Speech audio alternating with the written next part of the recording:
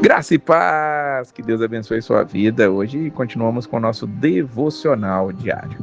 Que nossas vidas sejam sempre cheias da palavra de Deus e não nos cansemos de estudá-la todos os dias de nossa vida. Se você está acompanhando as proposições de leitura do Antigo Testamento, vai estar lendo Salmo capítulo 4, 5 e 6, Salmos do capítulo 4 até o capítulo 6 do Novo Testamento. Chegamos a Lucas no capítulo de número 11. Um dos discípulos de Jesus lhe pediu: Senhor, ensina-nos a orar, como também João ensinou aos seus discípulos.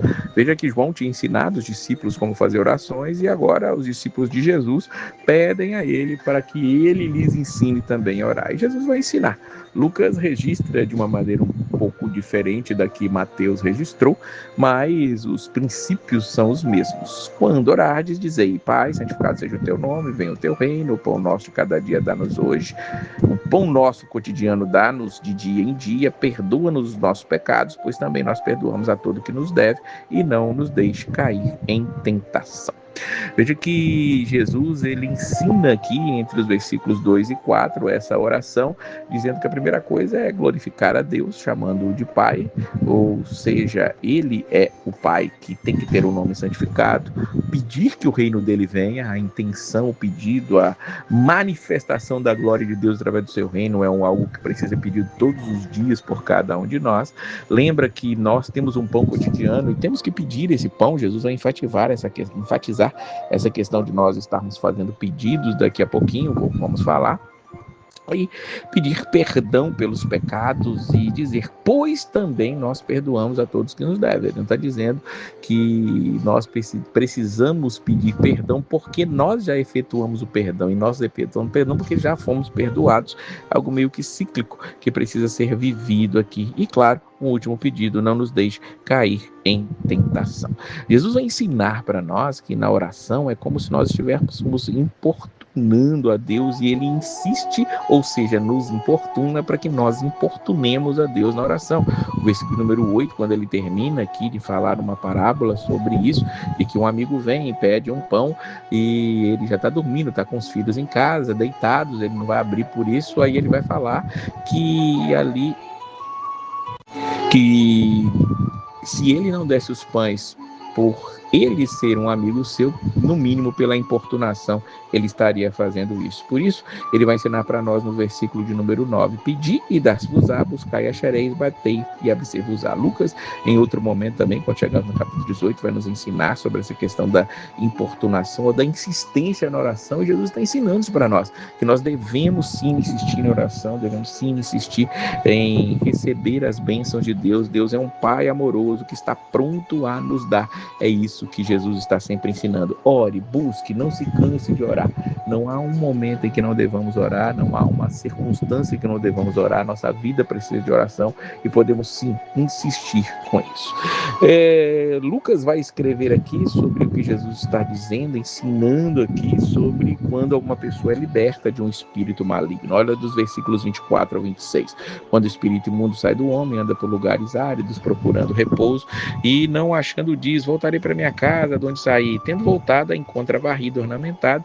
Então vai e leva consigo outros 7 espíritos piores do que ele, e entrando habitam ali. O último estado daquele homem se torna pior do que o primeiro. O que Jesus está dizendo é quando uma pessoa é liberta, o espírito maligno sai, mas volta e meia ele volta para ver se aquela casa que foi varrida, que foi limpa, que foi ornamentada, está vazia. Ou o que isso traz para nós? Que nós devemos manter a presença do Espírito Santo em nós. Quando o espírito imundo sai, uma obra de libertação, uma expulsão de um demônio acontece, não adianta simplesmente aquele momento, tem que haver uma manutenção, e essa manutenção é buscando ao Senhor, essa manutenção numa vida de oração, numa vida de jejum, numa vida em que adore e glorifique a Deus. Daqui para frente, nós vamos ver Jesus tendo mais alguns embates diretamente com os fariseus. Inclusive conforme o versículo 37 nos informa, convidou Jesus para ir comer com ele. E aí Jesus tomou seu lugar à mesa. Aí o fariseu ficou admirado, porque Jesus não se lavara primeiro antes de comer. Veja que a preocupação desse fariseu não era um problema sanitário, não é que Jesus não lavava as mãos, não lavava os utensílios para comer.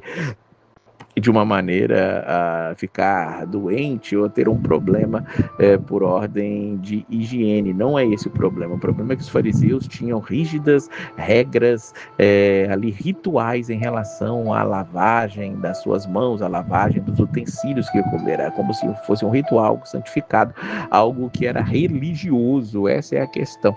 E o Senhor vai dizer para aquele fariseu: vós fariseus limpais o exterior do copo, sim, do prato, tá, mas o vosso interior está cheio de rapina e perversidade. Jesus vai começar a confrontar aqueles homens mais diretamente, o que, claro, vai fazer com que eles queiram apressar que Jesus saia de cena logo. E Jesus os condena de que eles fazem as coisas externas, ou seja, estão baseados na lei de uma maneira externa, e se esquecem do mais importante. Inclusive, ele vai falar sobre isso no versículo 42: vocês dão o dízimo da hortelã, da arruda, de todas as hortaliças, mas desprezais a justiça e o amor de Deus. Devias, porém, fazer essas coisas sem omitir aquelas.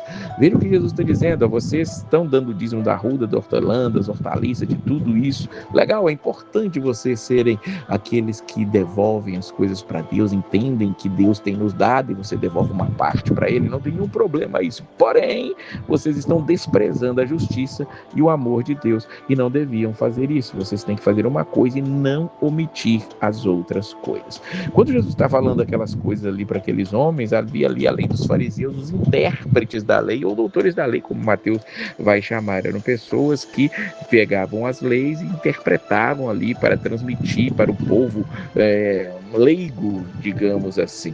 E aí um dos intérpretes da lei disse a Jesus, versículo 45: mestre, dizendo essas coisas também nos ofendes a nós outros. Mas Jesus responde: ai de vós também, intérpretes da lei.